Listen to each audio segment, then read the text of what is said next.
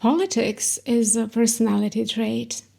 In an era when authoritarians are one step away from taking over the world, politics is a choice we can no longer take lightly, nor should we. Not when it comes to friends or lovers, not when it comes to family either, and certainly not when it comes to dating. Your partner can make or break your life. If you're a woman, they can even end it or seriously alter your sense of safety and well-being.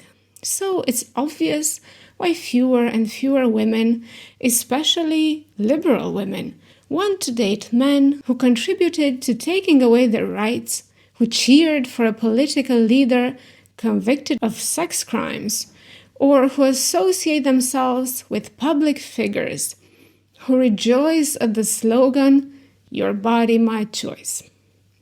What's not so obvious is, what about the rest of the population? Why don't most people, regardless of gender and political beliefs, want to date conservatives? There are a few reasons, and I'll explore them in the following minutes, but let me start from the premise of this video. Women in general don't want to date conservative men, and men in general prefer liberal women. Now, I do hope we're all mature enough to understand that I'm talking about majorities here, and anecdotal evidence doesn't count. Here are a few reasons for the odd part of this development, namely, why conservative women don't want conservative men, and conservative men don't want conservative women. If they have the same belief system, why don't they want each other? Why aren't men crazy over dating and marrying a woman like Pearl Davis, for example, who is so extremely conservative, or rather alt-right, that she's accusing women and feminism of all the ills in the world? Why aren't GOP's female voters men's first choice, even when they're GOP voters themselves? Why aren't people hooking up at Trump rallies in the back of star-spangled pickup trucks? Why doesn't every conservative woman in the world have a crush on J.D. Vance, for example? After all, he's quite good-looking with those eyelashes and those chipmunk cheeks. No? Just me? Okay, then. There is one strong reason why these two categories don't mix as well as they should. Conservative men are conservative only when it comes to rights, but aren't willing to put in the work when it comes to obligations. Conservative women are traditional women. They want a man who would provide for the family, for them and their children, while they become stay-at-home wives and moms. Conservative men, on the other hand, only talk about how great that would be, but they don't provide the money, the security, or protection for that to happen. Some don't because they can't afford to be the only breadwinner for the whole family, which is absolutely natural in this economy. Single-income households are rare, and they usually only happen when the head of the family is a wealthy man. So whatever conversation about men as providers is not only outdated, but also economically impossible and kind of ridiculous. Even in the case of yours truly, although I'm a very non-traditional woman, I can tell you for a fact I'd have no problem with a man providing for me and the cats while I cook, clean, and write, and film some videos. I would enjoy that lifestyle, but I do realize that's just a fantasy that can't turn into reality in today's late-stage capitalism. So that's one thing traditional women cannot get from traditional men, the part where he provides all the money and she provides all the loving care. Reason number 2 is that conservative women are hell-bent on marriage and children from the get-go. And that is a huge demotivator for most men, conservative or otherwise. Most men go on a date hoping they're going to have a good time and hopefully have some sex too. Most conservative women go on the date thinking, is this my future husband and the father to my children? Even if she doesn't say directly, that attitude seeps into the conversation and it makes it rigid, difficult, like a job interview. It takes the fun right out of dating, and both people get to go back home unsatisfied, even frustrated. Liberal women, on the other hand, are much more likely to go on a date and be interested in getting to know the man for himself.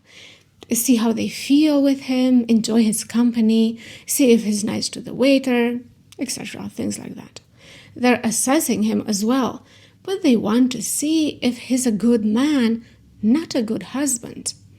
Being husband material is not a prerequisite, because not all liberal women date for marriage. Some date for fun, some for the company of a good man. Much less pressure, and who enjoys pressure, right? Plus, liberal women are much more likely to sleep with someone sooner than conservatives. And, let's face it, men like that. Liberal women are also much more likely to be more skilled in the bedroom, which is a big plus.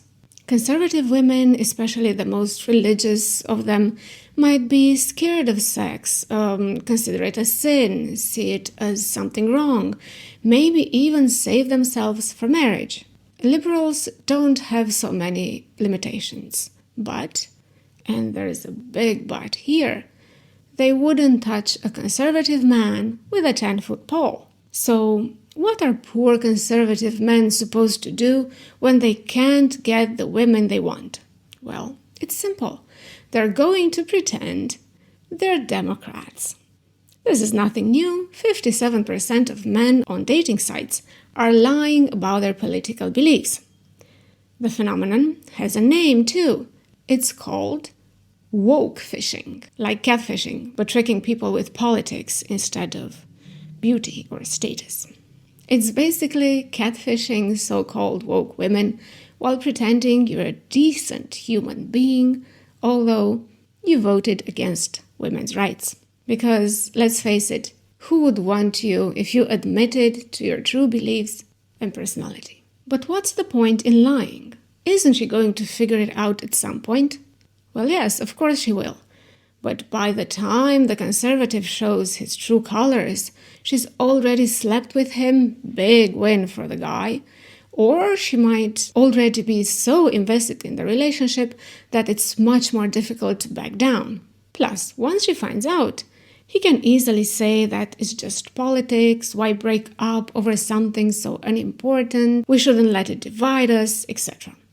I have a whole video dedicated to how society is cutting off Trump voters and how they are always so shocked as to why, and you can and should go watch it here or here somewhere. I'll link it. And this is the whole conservative male mindset and the main reason why women don't want to date them.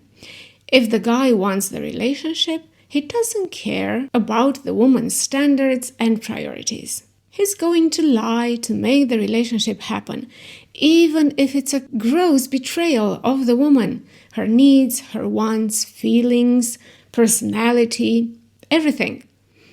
They don't care about women.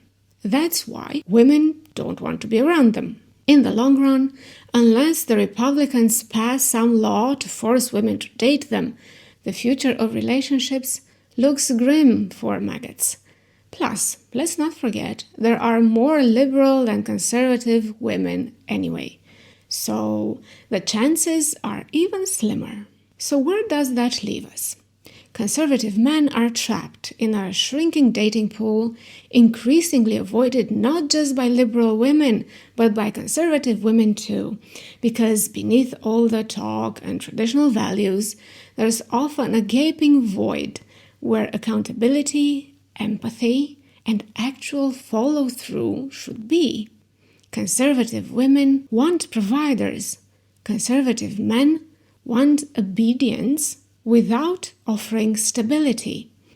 And liberal women, well, they'd rather be alone or with their vibrators and rescued cats than date someone who voted against their humanity.